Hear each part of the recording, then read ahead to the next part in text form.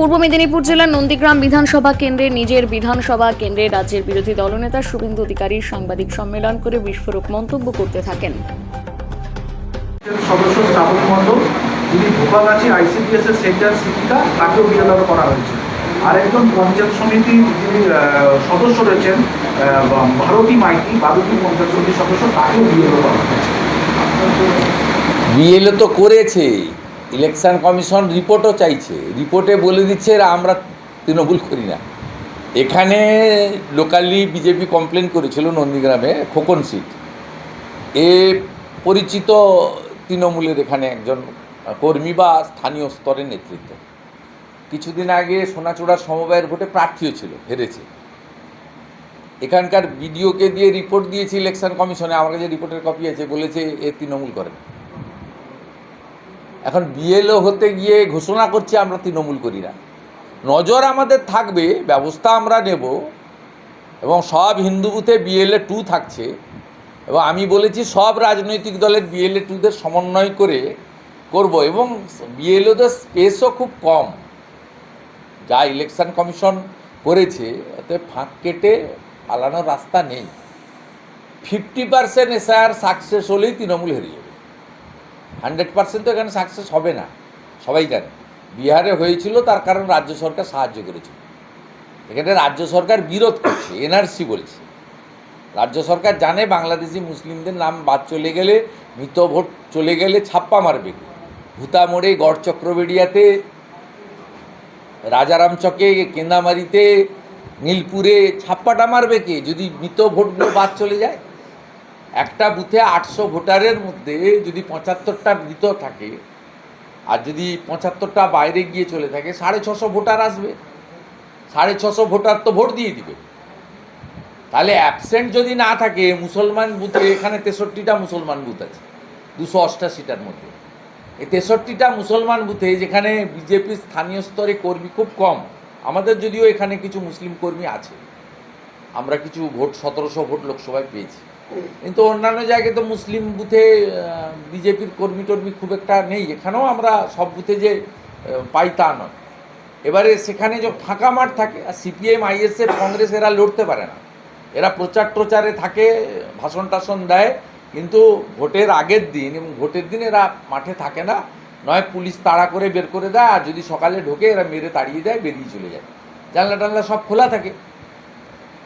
তা সকাল সকাল একবারে দাঁত মাজতে মাজতে গামছা পরে একটা ভোট দিয়ে দেয়। তারপর 11টার পরে একটু প্যান্ট শার্ট পরে একটু সেজে এসে ভোট দেয়। বিকালবেলা যেই সূর্যটা ডুবছে তখন লুঙ্গি পরে এসে আরেকটা ভোট দিয়ে দিচ্ছে। মেয়েদের ক্ষেত্রেও তাই হচ্ছে। একবার সালোয়ার কামিজ পরে মেরে দিচ্ছে, একবার শাড়ি পরে মেরে দিচ্ছে, একবার বোরখা পরে মারছে। বিরুলিয়াতে যে পরিযায়ী শ্রমিক মারা গেছিল, তারপরে একটা কথা উঠেছিল যে ওইখানকার সাধারণ মানুষ নাকি ডায়মন্ড হারবার মডেলে অভিষেক ব্যানার্জির হেলথ ক্যাম্পটা চাইছিল। ওখানকার কিছু মানুষরা বলছিল, একটা সোশ্যাল মিডিয়াতে একটা ভাইরাল হয়েছিল। কি করুন না ভাই, চুরির পয়সা আছে, করতে না বলছে। এক্সপায়ারি ওষুধ দেবেন না, ভুয়া ডাক্তার আনবেন না, করুন না। সরকার তো প্রাইমারি হেলথ সেন্টারগুলোতে ওষুধ পায় না কেন লোক? আর কেউ চায়নি, ওসব সাজানো। কালকে তো ওই পরিবারে আমি গেছিলাম, তো আমাদের পরিবার। তারপর প্রদীপ মান্নাকে দিয়ে আপনাদের একটা চটিচাটা চ্যানেলে দেখিয়েছিলেন জি 24 ঘন্টা। এখন চাঁটছে বেশি, কলকাতা টিভি আর নিউজ 18-এর সঙ্গে কম্পিটিশান করে। সেই জি 24 ঘন্টা লাইভ করছিলেন রুদ্র কুমার। জি 24 ঘন্টাতে যে প্রদীপ মান্না বলেছিল, ওকে আমি ফোন করেছিলাম, বললো হ্যাঁ বিপিএসসিতে ওষুধ নাই। আর তার জন্য তো দায়ী ওই ডায়মন্ড হারবার মডেল যে করছে তার পিসি স্বাস্থ্যমন্ত্রী। তার জন্য তো আর অভিজিৎ গাঙ্গুলি আর শুভেন্দু অধিকারী দায়ী নয়, বা পঞ্চায়েতের প্রধানও দায়ী নয়। তারপরে বললাম আপনি কাজ করেন কোথায়? বলছে উড়িষ্যায়। আমি উড়িষ্যার কোথায়? ভুবনেশ্বরে। কি কাজ করেন? না রাজমিস্ত্রির হেল্পার, মানে নির্মাণ কর্মী। আর না কেন বাড়ি ছেড়ে ওখানে কাজ করেন? তাহলে এখানে কেন করবো? কোনোদিন কাজ পাওয়া যায়, কোনোদিন কাজ পাওয়া যায় না। 300 টাকার বেশি লেবারে পাওয়া যায় না। উড়িষ্যাতে 700 টাকা পায় লেবার, 1000 টাকা পায় মিস্ত্রি। আমি ওই জন্য আছি। বলে উড়িষ্যাতে সরকার কার? বিজেপি। তখন বলছে ভুল হয়ে গেছে বাবু, শিখিয়েছিল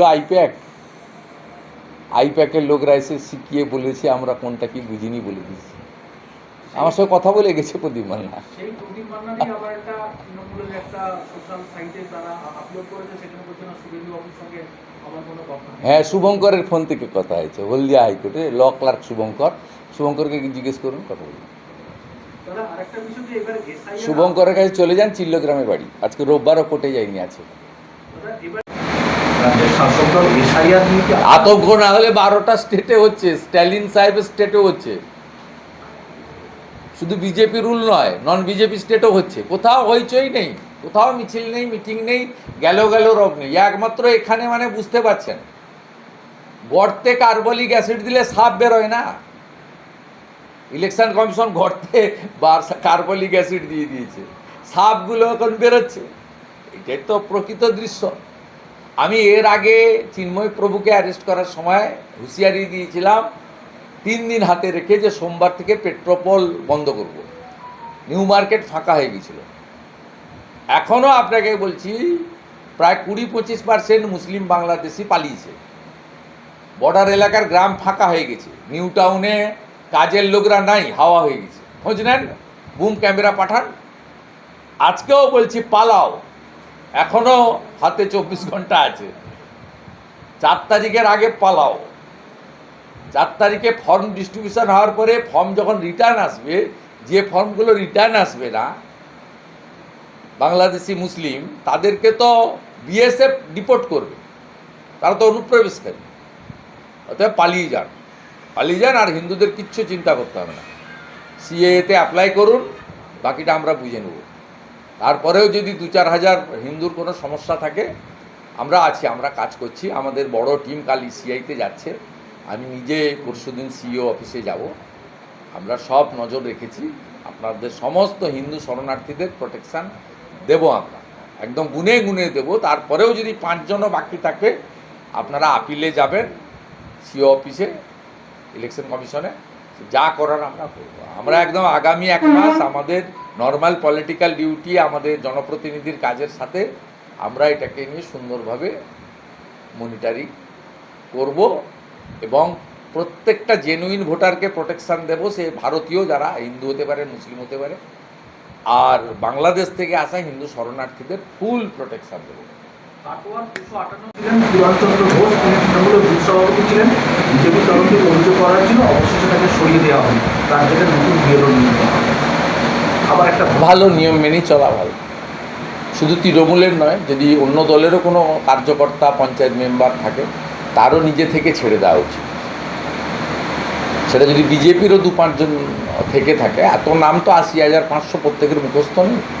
আমি অনুরোধ করব, ছেড়ে দেওয়া উচিত। ইলেকশন কমিশনের গাইডলাইন স্বচ্ছতা প্রত্যেকের মেনে চলা উচিত এবং বিএলওদেরও কোনো পলিটিক্যাল পার্টির কথা না শুনে ইলেকশন কমিশনের গাইডলাইন টোটো ফলো করা উচিত। গাইডলাইনের বাইরে কোনো ভিডিও এটা ওটা বলছে খুশি করার জন্য আইপ্যাককে, অন্তত ওদের কথা শুনবেন না। একদম ইলেকশন কমিশনদের লিখিত গাইডলাইন, তার বাইরে বিএলওরা দয়া করে যাবেন না। বিহারে বহু বিএলও বিপদে পড়েছেন, এফআইআর হয়েছে, অ্যারেস্ট হয়েছে। আপনাদেরকে বলছি, আর আপনাদের সুরক্ষা দেওয়ার দায়িত্ব ইলেকশন কমিশনে। রাজ্য সরকার কথা দিয়েছে, রাজ্য পুলিশ যদি সুরক্ষা না পান, আক্রান্ত হন, তাহলে নিশ্চিতভাবে ইলেকশন কমিশনেরও দ্বারস্থ হন এবং বিরোধী দলনেতা আমারও দ্বারস্থ হতে পারেন, বা আমার দ্বারস্থ হওয়ার দরকার নেই। আমি ওই টার্মে বলি না, আমি সেবক। আপনারা আমাকে জানাতে পারেন, আমি দলমত, বর্ণ, ধর্ম নির্বিশেষে সব বিএলও, বিএলএ2দের পাশে দাঁড়াবো। 4 তারিখে পানি